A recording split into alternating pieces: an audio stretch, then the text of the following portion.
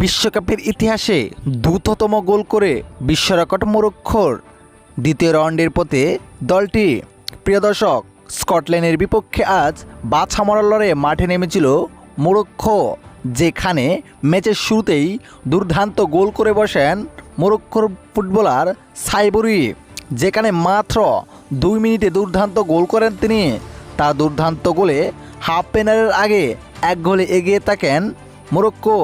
প্রিয় দর্শক, Scotland half পেনারের 5 minute আগে একের পর এক আক্রমণ চালায়, যে আক্রমণে যেন মনে হচ্ছিল মরক্কো এই নাকি গোল কে ফেলেন, কিন্তু ডিফেন্সের সঙ্গে দুর্দান্তভাবে খেলেন মরক্কোর ফুটবলাররা।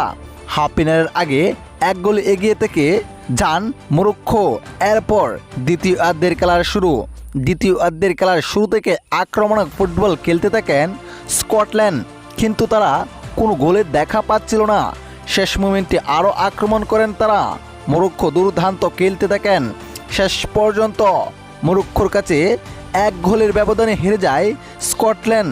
2 মিনিটে দুর্দান্ত গোল 90 মিনিটের পর্যন্ত কার্যকরিতা করেন মরক্কো। দ্বিতীয় রাউন্ডের পথে রয়েছেন দলটি।